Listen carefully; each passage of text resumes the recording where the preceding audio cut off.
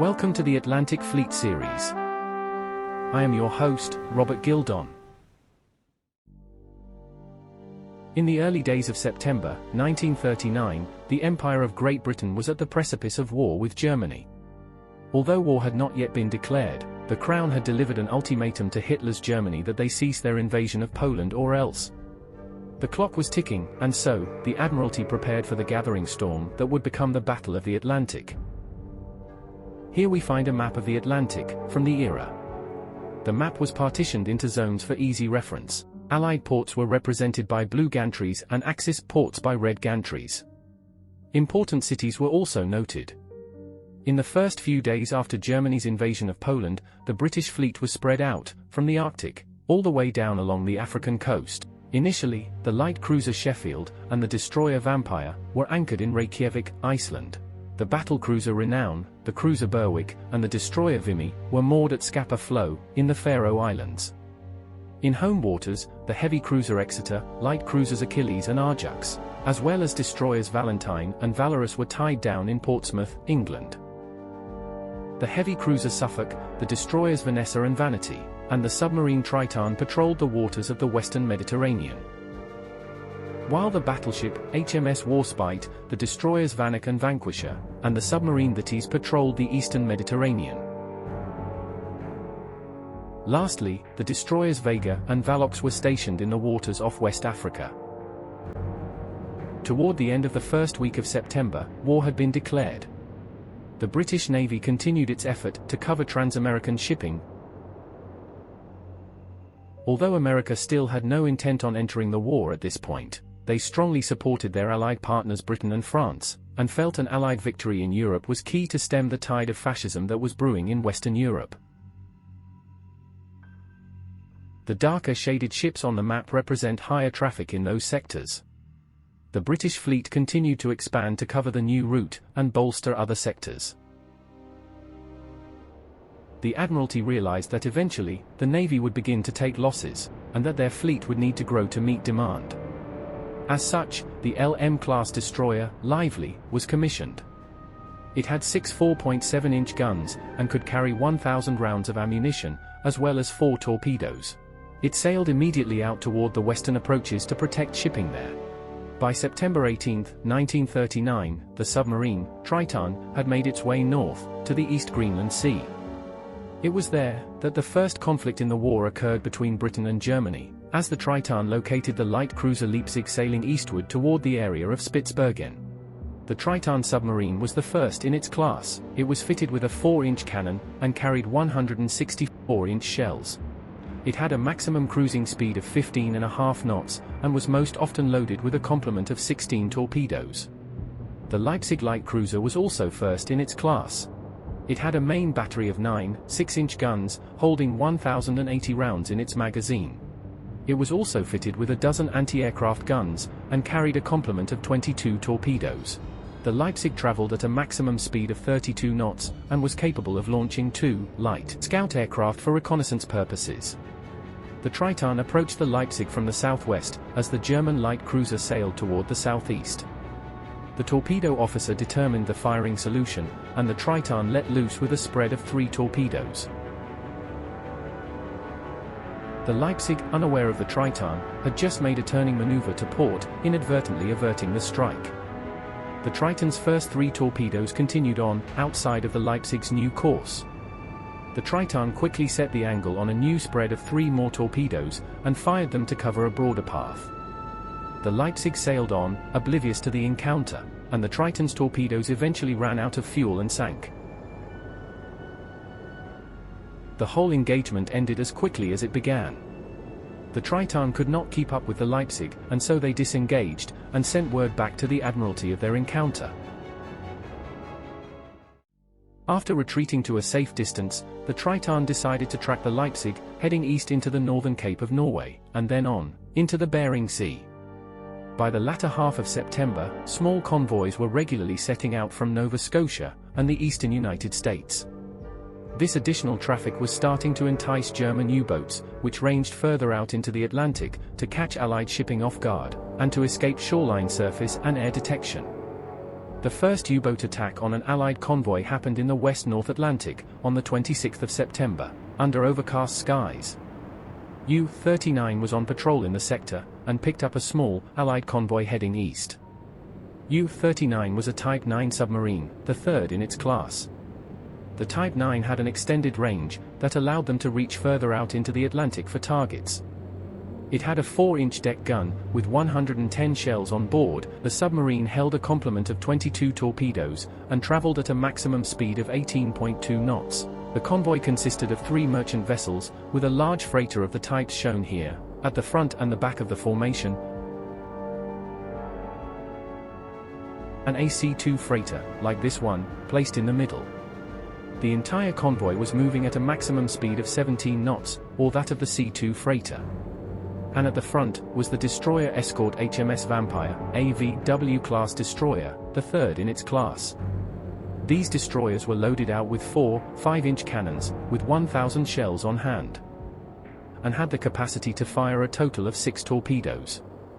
They had a flank speed of 34 knots, which was considerably faster than any submarine at the time. On the afternoon of September 26, U-39 approached the convoy from the east, calculated a firing solution, and delivered a spread of 3 torpedoes in the path of the oncoming convoy. Vampire thought it detected the submarine when it launched its torpedoes, and immediately turned to starboard, in front of the convoy to investigate. Spotting a periscope, the Vampire fired its forward cannon in an attempt to force the submarine to dive. The merchant ship sailed on, unaware of the torpedoes. Just moments after the engagement began, the first ship in line, the Bellingham, was struck by a torpedo on its port side. She continued ahead, at 2/3 speed to mitigate the flooding. The Vampire continued the hunt, firing of the periscope again, without effect. The rest of the convoy went into flank speed, and maneuvered around the stricken vessel to avoid collision with the second ship, the Glasgow, inadvertently avoiding another torpedo. The U-39, having launched its torpedoes, dove beneath the surface, with the Vampire bearing down on its position at flank speed, still firing its forward cannon. As the Vampire neared its target, it slowed down for the strike. The convoy carried on, while the crew of the Bellingham worked frantically to seal bulkheads, make repairs, and man the pumps to keep the freighter afloat. As the Vampire arrived over her target, she released her first salvo of depth charges. The sea behind her erupted geysers of salt water, but no debris was detected as a result. The convoy kept on course, as the Vampire positioned herself for another round of depth charges, once again, pounding the depths below in an effort to blow U-9 out of the water.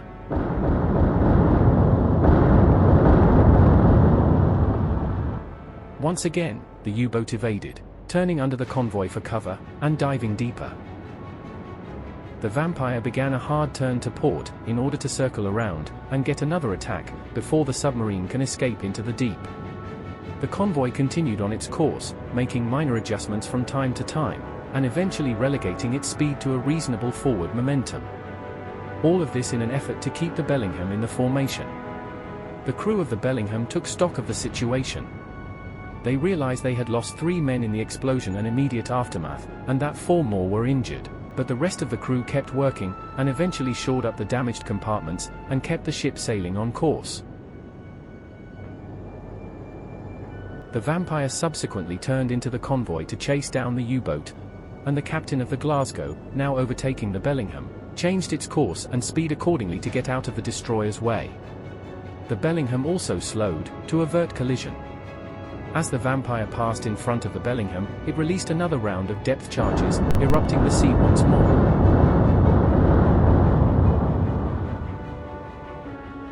This final effort was also unsuccessful, and U-39 escaped the area with minor damage to its pressure hull.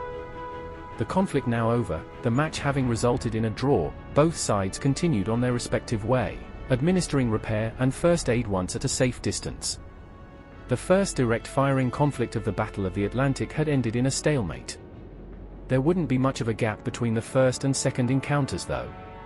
Just 2 days later, on the 28th of September, the heavy cruiser Berwick encountered the Z-2 destroyer, George Thiele, as it performed readiness trials south of Iceland at noon. The George Thiele was a Type 1934 class destroyer, the second in its class.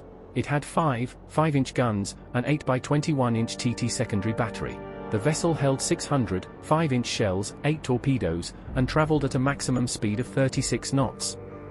The County-class cruiser, HMS Berwick, was fitted with 8.8-inch guns with 1,200 shells in her magazine, 8 torpedoes, and a scout aircraft hangar. Her armor plating was 4.5 inches thick at the belt, 1 inch thick at the turrets, and 1.25 inches thick on the deck. She could cruise at a speed of 31.5 knots at flank speed. The George Thiele was steaming northeast, and maneuvered into position, firing first, and catching the Berwick off guard by the early salvo. The Berwick turned slightly to port, and let loose her first salvo of armor-piercing shells, striking the George Thiele twice.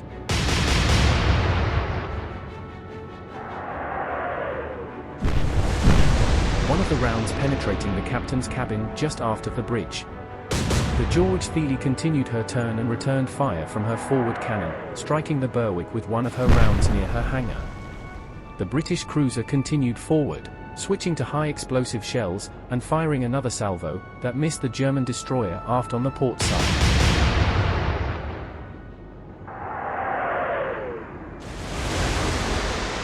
The George Thiele continued straight ahead, firing 2 more rounds, both falling short of the Berwick. The British cruiser steamed straight ahead, and the captain ordered a salvo of torpedoes be launched, for abreast. The torpedo room was ready with the calculation, and sent 4 off of their starboard side, toward the German ship.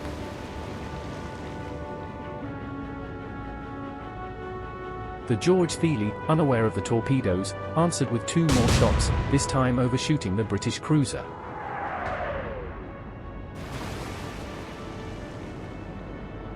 The Berwick turned slightly to starboard, and returned fire with their main guns, falling short of the mark.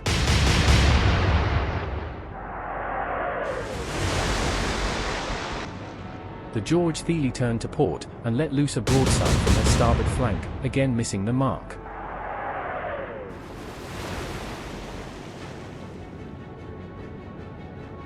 The British torpedoes continued on course, while the Berwick fired again, this time hitting twice toward the aft portion of the German destroyer.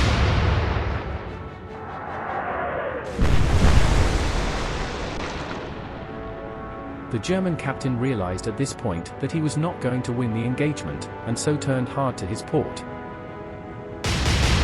while running a smokescreen in an attempt to exit the area. The Berwick continued to fire on the fleeing German destroyer, first missing off its starboard flank, then later hitting twice near the bridge and bow.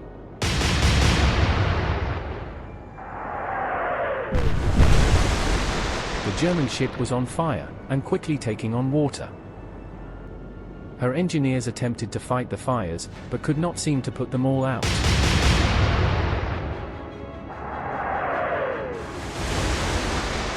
The George Thiele began running low in the water. The Berwick continued to fire, sometimes missing, which gave the German crew time to shore up holes.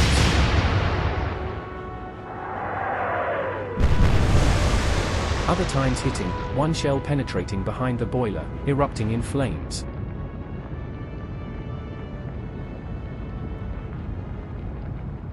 There was little the German captain could do but try and run. But the Berwick kept firing.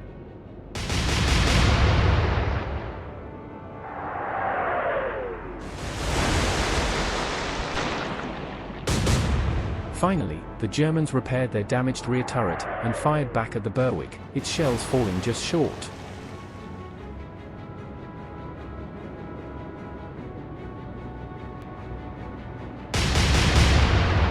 The Berwick returned fire, this time overshooting the target.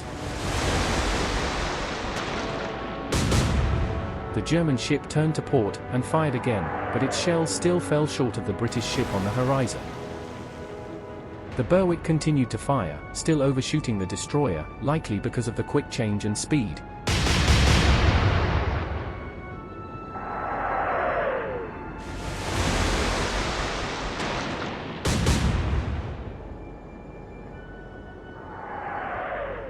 As the German destroyer continued to ride lower in the water, the two ships continued to trade missing shots, first the George Thiele, and then the Berwick.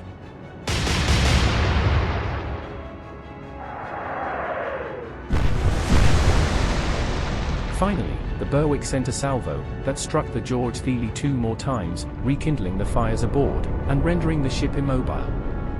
The German destroyer captain blew the whistle and gave the order to abandon ship. In the first exchange between surface capital ships, the British had come out on top. It was more a matter of luck than cunning, as the engagement was ill-advised from the German perspective. The George Thiele went down in the icy waters south of Iceland. Approximately 100 of the men aboard lost their lives during the combat, and another nearly 100 perished after evacuating the wreckage, due to the cold temperatures. The Berwick sailed to the scene and captured 84 German sailors, bringing them back to port in Reykjavik. The Berwick suffered only light damage in the engagement, and the Germans lost a 2,260-ton vessel in the fight. By the first week of October, nearly 1 month into the conflict, the Germans had sunk 3 lone Allied merchant vessels, while the British had sunk a German destroyer. The conflict was just heating up, as the Allies attempted to push more freight across the ocean to Britain. Although shipbuilding may have still been a slow process, the Admiralty began to push for additional surface firepower. On October 4, 1939, the JKN-class destroyer Jarvis was christened. It was the first of its class, sporting 6 5-inch guns, and 10 torpedo tubes, and holding 1,500 shells and 10 torpedoes aboard. It could travel at 36 knots under full steam. The next few weeks saw little activity, except near the shores, where U-boats were pushed into deeper water. Then, on the 18th of October, a group of 3 British destroyers were sailing toward the southwest, about 100 miles west of the Azores Islands, when they encountered a German U-boat in a storm. The Lively was an LM-class destroyer, 4th in its class, while the Vanessa and Vanek were VW-class destroyers, 5th and 7th in their class respectively. The German U-boat, U-28, was a Type 7 class submarine, the 2nd in its class. These older Type 7s were fitted with a single, 3.5-inch deck gun, and could carry 220 shells, and 14 torpedoes for its 5 torpedo tubes. It traveled at a maximum speed of 17.7 knots. The Lively was the first vessel to spot what it thought was a periscope at the rear of the formation, and turned to port to investigate. The Vanessa followed suit, turning toward her starboard. Finally, the Vanek turned to starboard as well, and fired a salvo of warning shots. The destroyers continued to maneuver and fire, the Lively even sending a torpedo toward the submerged contact, out of the path of the other destroyers.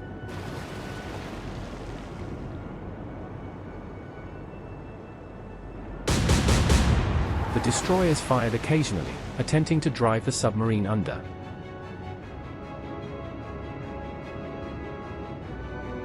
The Lively's torpedo missed, but the attack served its purpose, and U-28 dove for safety. Eventually, the Vanek arrived at the location of the sonar contact, which by this point had dove to a depth of over 300 feet. The destroyer released a cluster of depth charges. The explosives were effective at the selected depth, and the U-boat suffered catastrophic flooding, continuing its dive toward the bottom, uncontrolled. All 42 mariners aboard were lost. It was the first sinking of a German U-boat in the Battle of the Atlantic. The German Admiralty deemed the ship lost when it failed to perform a radio check days later. The crew of the Vanek spotted items in the debris field, but none of them were substantial. U-28 would be the first of many such losses to the German fleet as the war for Atlantic supremacy carried on over the years. It wouldn't take long for the Germans to exact revenge, however. The very next day saw 8 Allied freighters lost in 2 separate attacks by German surface raiders, sending 41,500 tons of hardware to the ocean floor in the East-South Atlantic, off the southwest coast of Africa.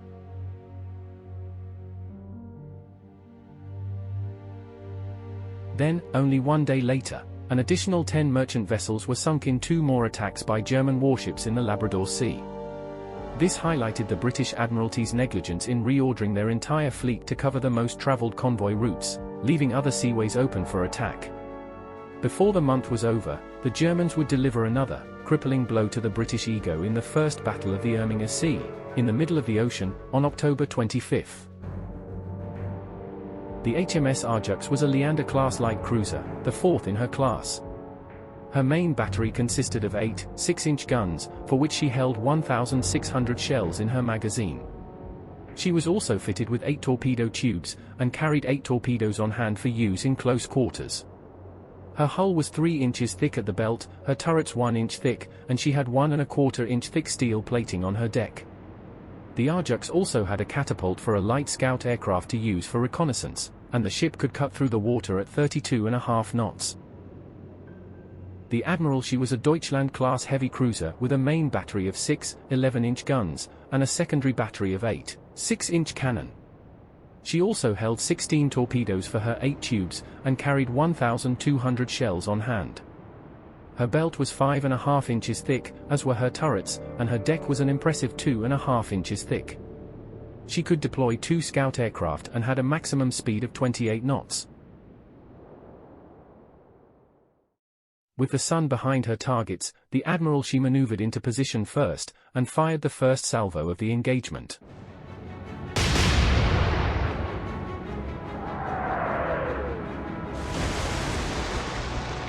Her first shots missed. The Ajax turned to starboard, and fired her forward cannon in reply, striking the She with one of her armor-piercing shells on the port stern.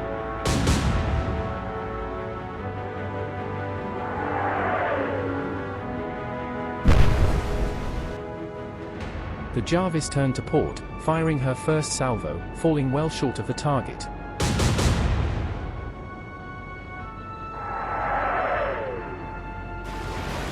The She's second salvo landed closer, but fell short yet again. The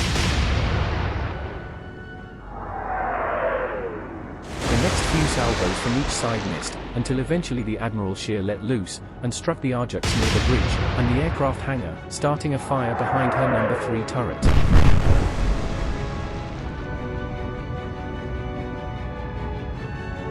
She returned fire, striking the German cruiser.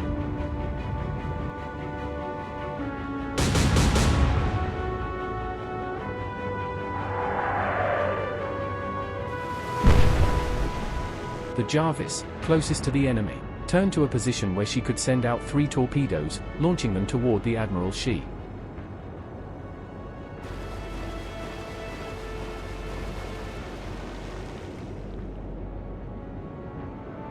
The She fired again, hitting the Ajax, and igniting another fire.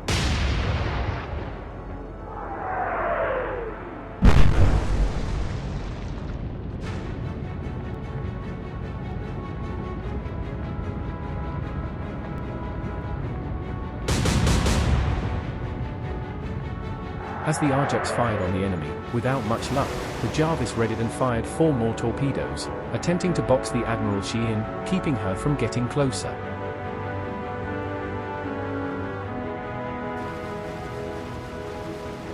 The Admiral She's gunners were up to the task though, and they continually made contact from her 8-inch guns, causing great damage to the Ajax.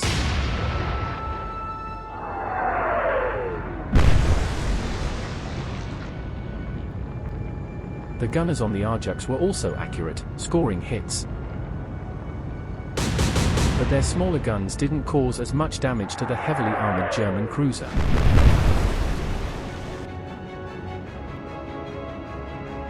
The Jarvis had limited success.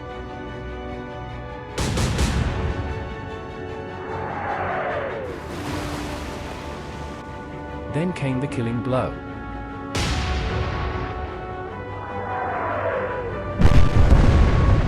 The Ajax took a direct hit to the bridge, killing the commanders there in an instant, and sending a fireball into the sky. The crew went into full damage repair mode, assigning a second in command, and attempting to flee the area under cover of smoke. The cruiser was aflame, and riding low in the water, her propulsion badly damaged, she limped away at a pathetic rate. The Jarvis knew she too was in trouble, but fired on the enemy anyway. Several of her next rounds struck the target.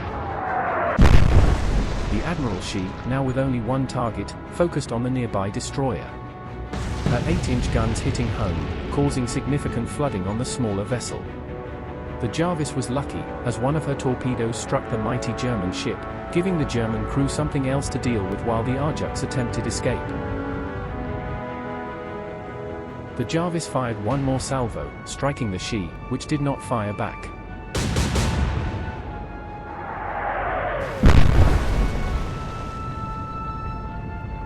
The British destroyer then started her smoke screen, and ran for safety, listing heavily to port. Then, as if to tempt fate, the Jarvis temporarily ceased screening, and fired back at the pursuing cruiser, connecting with multiple shells.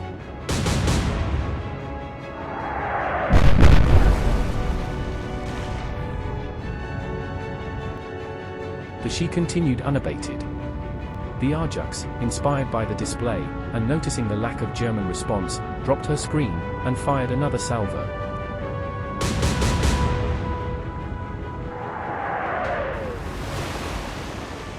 Falling short of the She's bow. Now both British ships continued their barrage, but with limited success.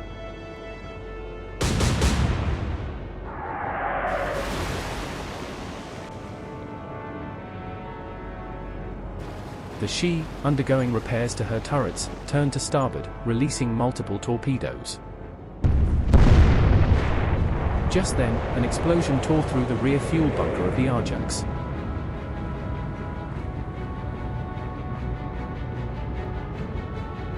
The auxiliary captain, feeling he might soon score a decisive hit, fired again, striking the German ship several times.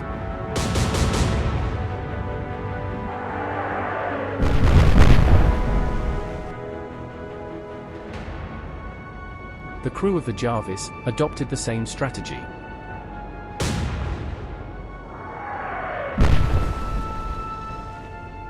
But the Admiralty punched back, striking the Jarvis with 3 more shells, causing a massive, latent explosion that signaled her demise.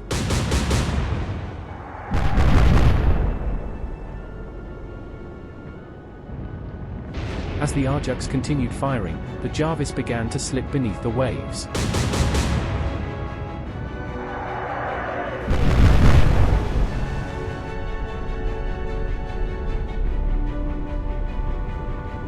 The Admiralty fired again at the Ajax, striking her forward half.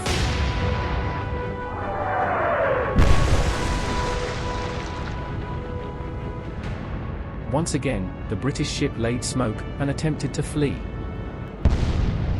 An explosion erupted on the German cruiser, who missed her target in the smoke. As if to answer back, an explosion erupted from the Ajax, signaling her inevitable demise. The Ajax eventually realized she would not escape her pursuer, and turned toward the now listing German heavy cruiser, continuing to fire in desperation.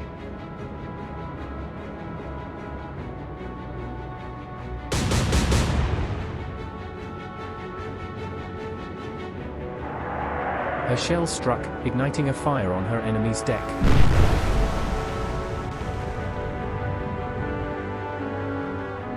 She fired 2 more salvos, with similar success.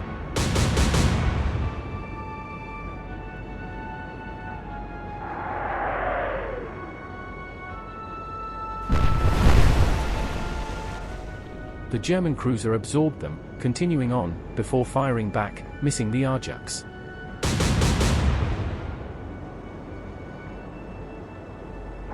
And it continued, with the Ajax striking, and the She missing.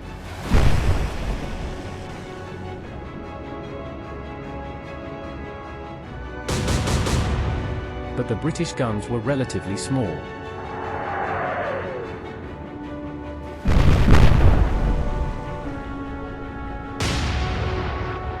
And the German guns, relatively powerful.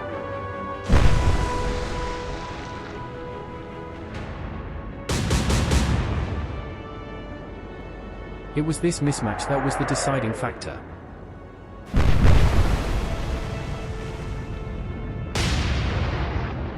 Finally, the Admiralty struck another direct hit, and the Ajax gave her remaining crew the order to abandon ship. the whole battle had lasted nearly a half an hour. And in that time, the British inflicted a moderate amount of damage to the German heavy cruiser, while the Germans sank the Ajax light cruiser and the destroyer Jarvis. In all, 90 German sailors were killed, while the British lost 525 during the battle, and another 82 in the water, before the rest were eventually rescued. It was the most intense battle between surface ships to date, and the British had come out holding the short stick. The Admiralty was left holding its hat in its hands, and scrambling to figure out how they would come back from this defeat.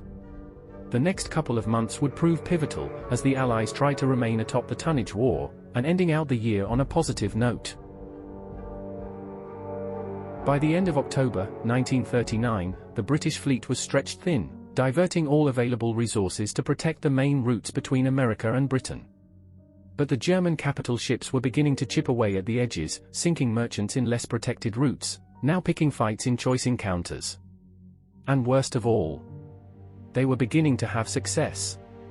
On the last day of the month, the Triton submarine, which had been called in from the Arctic to patrol convoy routes in the central Atlantic, discovered just how committed the Kriegsmarine had become to the tonnage war, when it spotted the battleship Scharnhorst and the destroyer Dieter von Roeder patrolling the western approaches.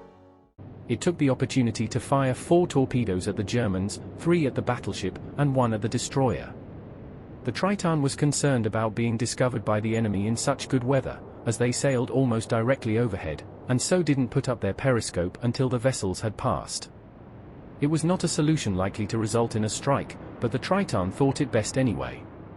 The Germans detected the torpedoes on their hydrophones, and turned to look for the source, but the Triton thought it best to escape, and radio the news of the encounter when at a safe distance. As November faded into October, the Germans were sinking an average of 29,876 tons per month, with a total of 23 merchants and 2 capital ships. Meanwhile, the British had sank just 2 German capital ships. It was a black eye for the British Navy, and their fortunes wouldn't be improving anytime soon. On the 3rd of November, the German battleship Gneisenau sailed into the path of the British heavy cruiser HMS Suffolk, and the destroyer Valentine during a snowstorm in the West North Atlantic. The Gneisenau was a Scharnhorst-class battleship, the second in its class. This massive fortress had a main battery of 9 11-inch guns, and a secondary battery of 12 6-inch guns, as well as 6 torpedo tubes. She had an impressive 18-inch thick belt, her turrets were 14 inches thick, and even her deck was 5-inch steel plating. The massive ship weighed in at 32,100 tons, but could cut through the waves at a maximum speed of 31 knots. She had catapults for 3 light scout aircraft, and held 1,350 11-inch shells, 1,800 6-inch shells, and 18 torpedoes in her magazine. On the morning of the 3rd, the Suffolk and Valentine made their way through the snow squall, investigating the radar contact they had detected to the southeast. They were already in close proximity when they finally made out the shape of the great battleship on the rolling surf, and the Suffolk fired the first shots, overshooting the battleship, the Valentine following suit, and achieving the same result.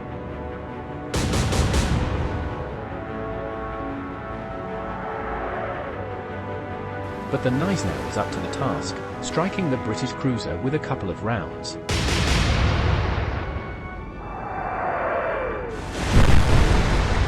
Setting off a large explosion in the fuel bunker for the scout plane, both the Suffolk and Valentine wasted their next shots, over and under respectively.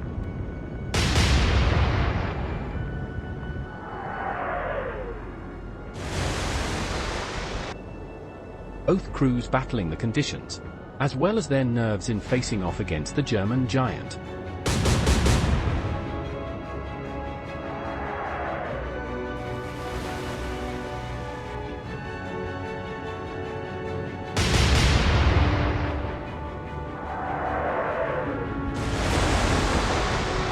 The Gneisenau also missed her next shot, but the Suffolk continued to miss the mark.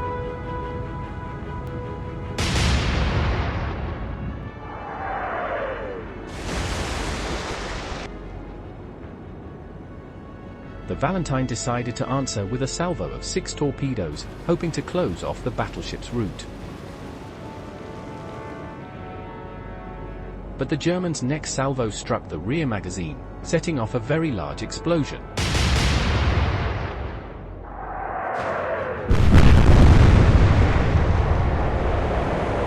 And punching a hole through the Suffolk's belt just aft of the beam. The Suffolk's remaining magazine set off 2 more massive explosions, nearly cutting the ship in 2.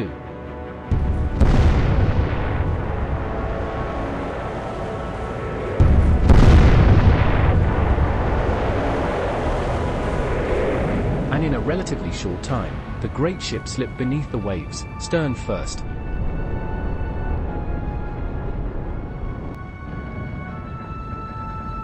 Diving toward the ocean floor over 2 miles below.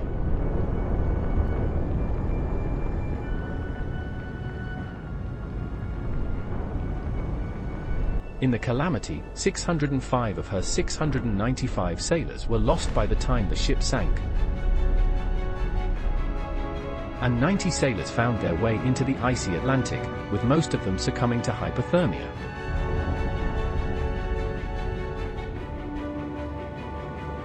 Of the initial crew, only 27 were pulled from the water by the Germans after the battle.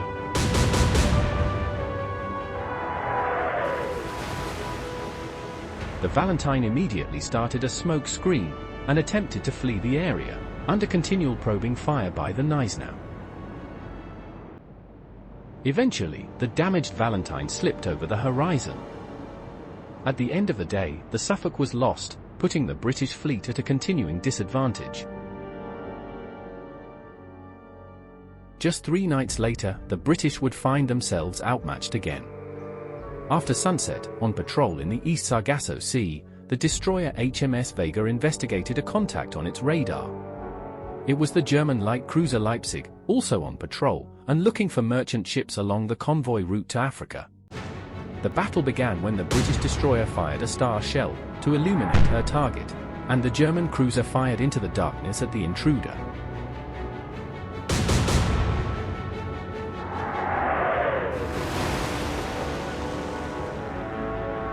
The Vega then launched a spread of torpedoes at the enemy, while its gun directors zeroed in on the target in the distance.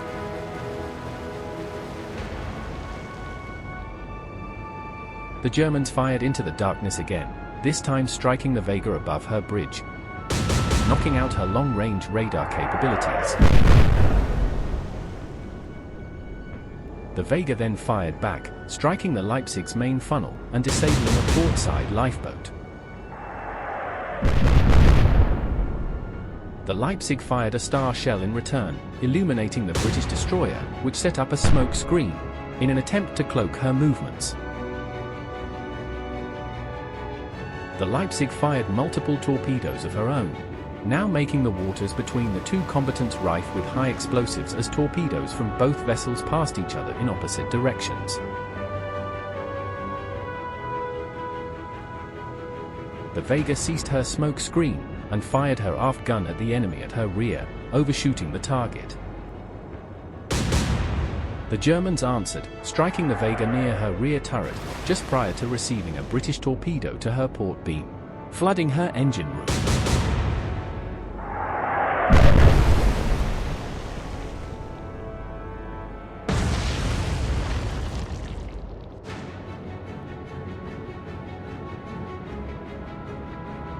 The Vega turned to run, setting off another smoke screen, while the Leipzig fired a star shell to illuminate the fleeing British destroyer.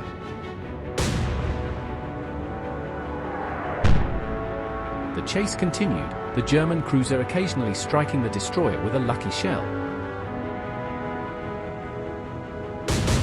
Eventually, a torpedo fired by the Leipzig during the chase struck the Vega on her starboard flank, setting off a forward magazine, causing a large fire to erupt beneath deck.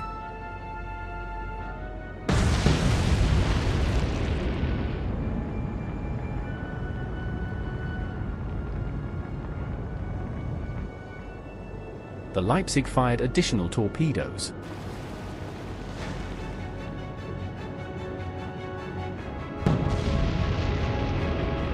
The captain of the Vega realized he would not escape, firing back at the Germans in desperation. After a few missed shots by both vessels, the Vega struck a fortunate blow to the Leipzig's main stack again, erupting a fuel line in a ball of flames. But this came just before the Vega impacted 2 more torpedoes on her stern, all but sealing her fate. The doomed British ship fired 1 more armor-piercing round, striking the German cruiser near the waterline on her starboard side, starting another fire. But the German ship finished the fight with 1 more salvo from her forward turret, punching through the Vega's deck, and starting a chain of explosions that compromised her hull beyond repair. The captain gave the signal for the crew to abandon ship, and shortly after 11 p.m., the HMS Vega slipped beneath the waves, taking 52 of her 180 crew members with her. 2 more of her survivors expired before a passing convoy rescued the remaining 126 survivors the next day. The German cruiser would have to begin repairs, as she was damaged quite a bit, considering the smaller size of her opponent. Although the encounter was a loss for the British, it proved an inspiration to British mariners that suggested they would not be easy targets. Even outgunned, they can cause great damage to their enemy, making the Germans think carefully before engaging them in battle. The loss of the 1,300-ton vessel was another mark against the Royal Navy, but it gave them some confidence to stand up to the German capital ships and continue to meet them wherever they found them on the open sea. On the afternoon of November 9th, German U-boats U-36 and 45 encountered 2 British capital ships in the Erminger Sea, screening ahead of a convoy.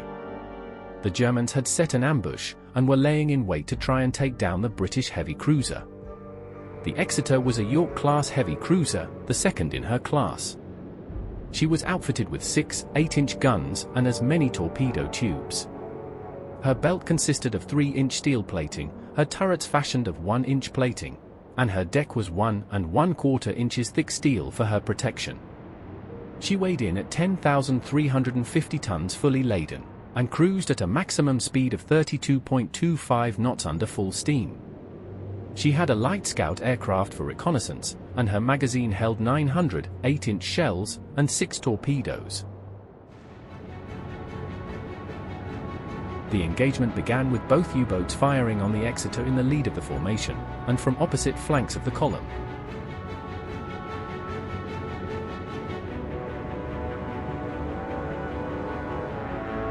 The Exeter turned to her port, as her sonar picked up the sound of the German torpedoes. She proceeded to launch a couple of torpedoes of her own at one of the submerged contacts, while the Vanessa fired at a periscope she saw in the bright afternoon Sunday.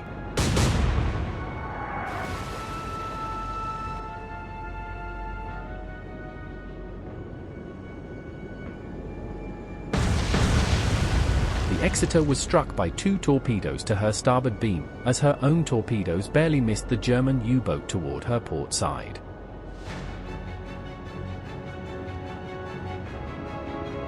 Both the Exeter and the Vanessa continued firing at the periscopes, having spotted both of them, while the Vanessa turned toward one of the contacts, attempting to force it under.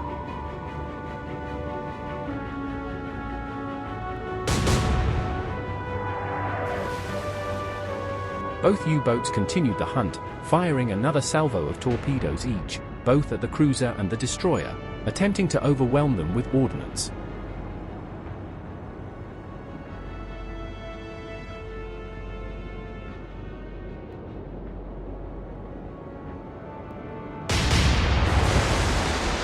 The cruiser and destroyer, on their part, continuing to fire at the periscopes, in an explosive game of chicken. Eventually, the Vanessa arrived nearby one of the contacts, and released her first salvo of depth charges.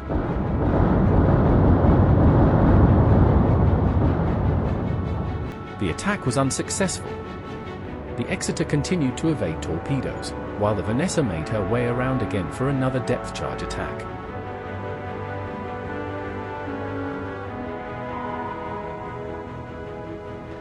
This time she struck home.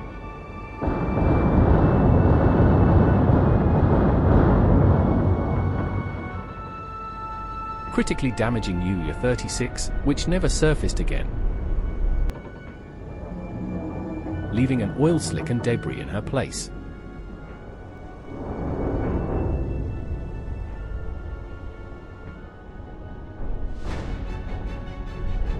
The Vanessa turned to try and find the other U-boat just before Exeter was struck by another torpedo, this time on her port side.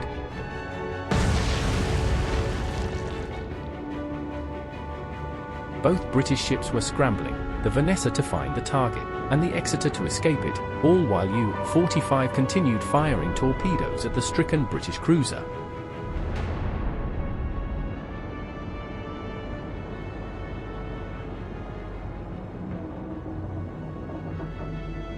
The remaining U-boat proved capable, as another of her torpedoes struck the wounded British vessel, setting off a large explosion in her boiler, finally dooming the great ship, which began to sink beneath the waves, her remaining crew taking to the operating lifeboats, or jumping into the sea. U-45 lowered her periscope, and began to dive, in an attempt to flee from the attacking destroyer, but it was too late. The Vanessa soon arrived over her location, releasing a devastating salvo of depth charges that proved fatal. The battle was technically a victory for the British, having sunk both of their enemy vessels to one British vessel, but the Germans had sent a heavy cruiser to the bottom in the Essex, which would prove devastating to British morale. The Vanessa picked up nearly 300 survivors from the Essex, crowding her decks, before turning back toward the convoy to transfer the survivors for return to England.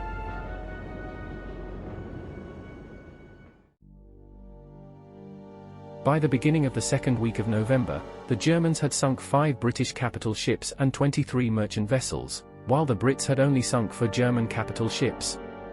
The destroyer Valentine was in dry dock at Halifax, undergoing repairs that would keep her out of action until the end of the month, and the British public was eagerly awaiting good news. On the morning of the 15th, that longed-for victory was at hand, and in grand fashion. Under broken clouds in the Labrador Sea, south of Greenland, the great battleship HMS Warspite encountered the German heavy cruiser Lutzow on patrol. The Warspite was a Queen Elizabeth-class battleship, the second in her class.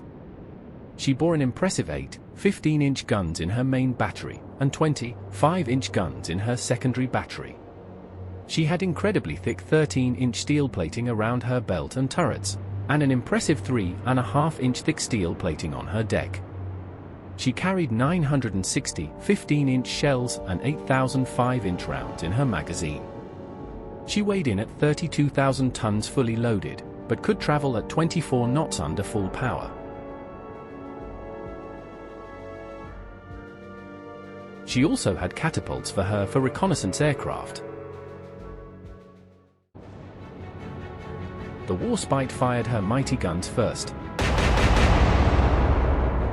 puncturing the deck of the Lutzow with one of her armor-piercing rounds, starting a fire above and below decks. The Germans realized they were outclassed, and quickly set up a smoke screen, attempting to flee the scene.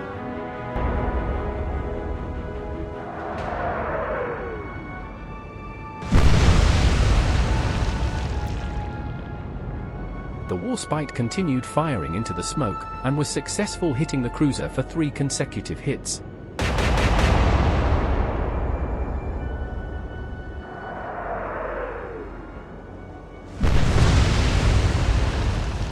Although none of them were critical.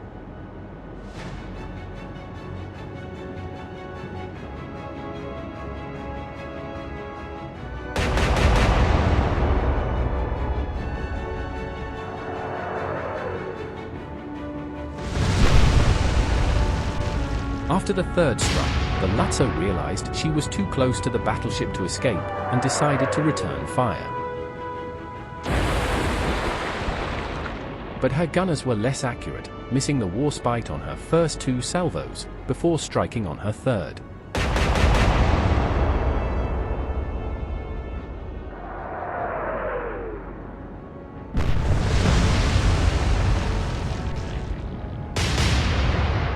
All the while, attempting to evade.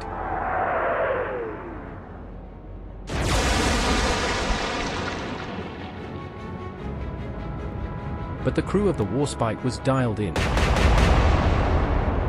striking the German cruiser with every hit.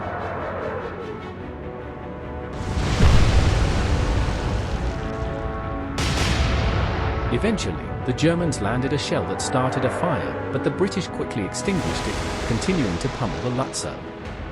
The inevitable strike occurred amidships, which hastened her below-deck flooding.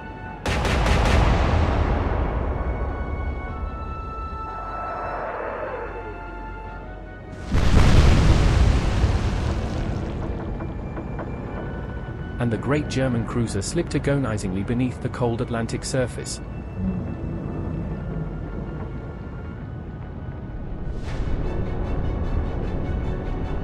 Plunging toward the bottom with 428 sailors unaccounted for.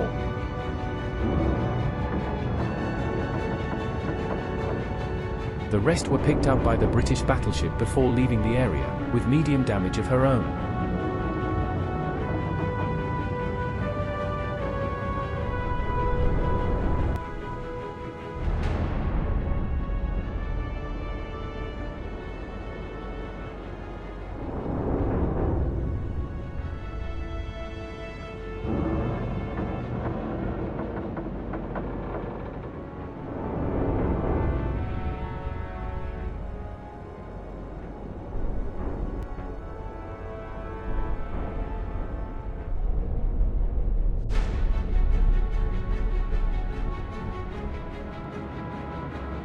The victory was welcome news to the eager citizens of the British Isles, who were hoping for some evidence that they can continue to rule the waves.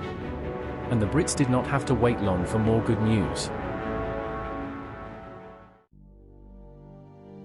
Only 2 days later, on the 17th, in the West North Atlantic, several hundred miles south and east of New Brunswick, Canada, the battle cruiser Renown and the light cruiser Sheffield were escorting a large freighter toward Britain when they were attacked by the light cruiser Nuremberg at midday. Although the Nuremberg missed her first shots, the Renown struck home, setting the pace for the contest.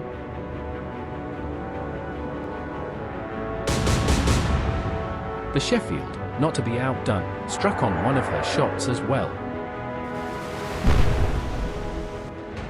while the freighter continued on her path, knowing herself not to be the primary target.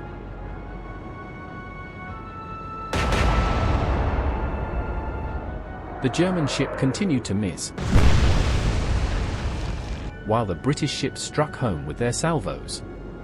First the Renown, then the Sheffield, one after another, sending a wide spread of shells at the enemy.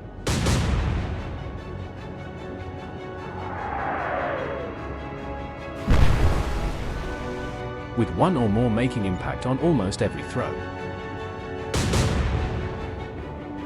The immediate effect of each shot wasn't devastating, but the cumulative effect was punishing.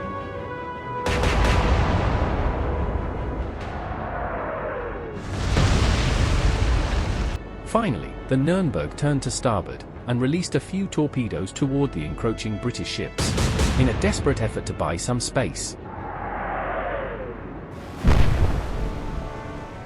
Her gunner started to zero in on the Renown, as her crew scrambled to put out fires and repair breaches.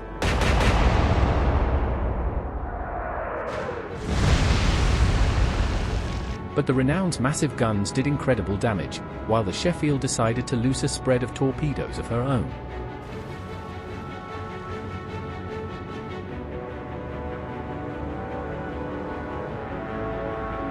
The Nuremberg continued to sail closer to the British ships, which resulted in greater damage from each hit, as the guns were lowered on the horizon.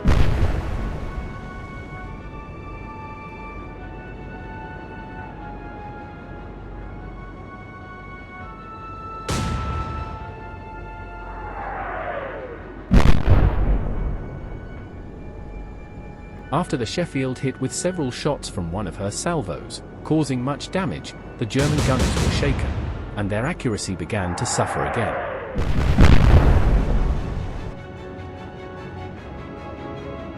The British capitalized on this, seizing the moment.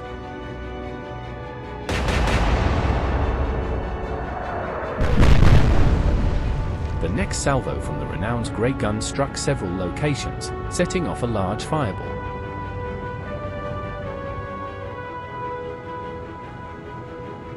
And the Sheffield followed suit.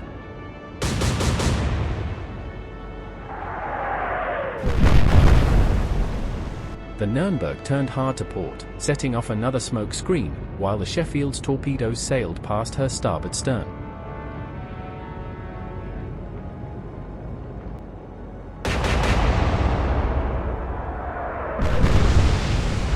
Both British ships landed on their next shots, but the Nürnberg stayed afloat somehow. It was a testament to her engineering.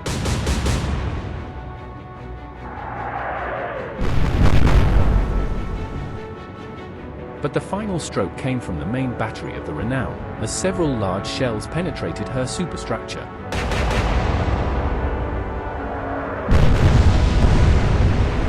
Igniting the forward munitions battery, and another German cruiser was destined for the ocean floor.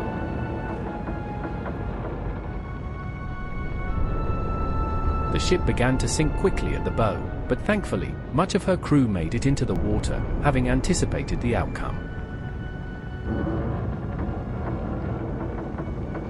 Of her 650-man crew, 415 survived, to be picked up by the nearby British fleet.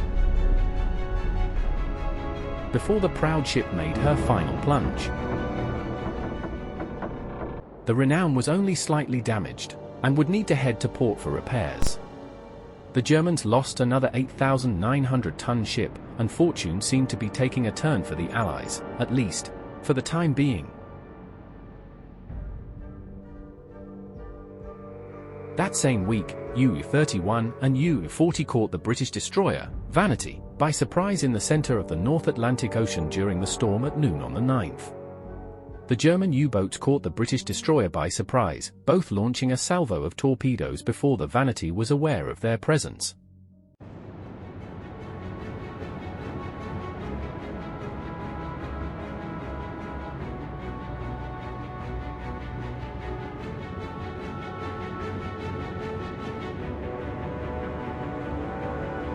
The Vanity took aim at a periscope it saw in the water, firing a couple of rounds.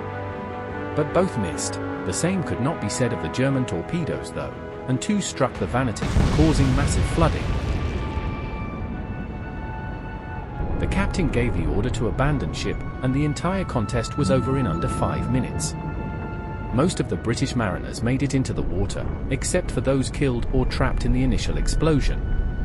The ship remained afloat for some time before going under, allowing for rescue and salvation operations. Of the survivors, 103 were pulled from the water the next day when a convoy sailed past their position. Although it was a loss for the British, it didn't serve to dampen their spirits, given the big wins of the previous couple of engagements. Further, the British were committed to shipbuilding in order to mitigate some of their earlier losses. In mid-November, they christened two ships. The first was the Dido, a light cruiser, the first of its class. It had 10 5-inch guns and 6 torpedo tubes, carrying 4,000 shells and 5 torpedoes in its magazine. Her belt was plated with 3-inch thick steel, with 2-inch thick plating over her turrets and 1-inch plating on her deck. She weighed 5,600 tons fully laden, and could cruise at a speed of 32¼ knots. The Afridi Tribal-class destroyer was also christened the same day. She was the first in her class, sporting 8 5-inch guns and 4 torpedo tubes. It carried 2,000 shells and 4 torpedoes in her hold, and weighed in at 1,850 tons, and could travel at a pace of 35 knots. But the British public didn't have time to honor the Dido. As the shortest-lived capital ship in the Navy, she was sunk by a U-boat on her maiden voyage as she entered the western approaches on the 21st of November, just one day after she first sailed from Portsmouth. She sank quickly at the bow, and most of her crew were lost, the survivors being plucked from the water by the destroyer Vimy. It was a quick and tragic loss so close to home. Thank you for watching. When we return to the Battle of the Atlantic, we will continue to follow the tide of war as it ebbs into 1940. Until then, I am your host, Robert Gildon. Thank you for joining me on this historical journey.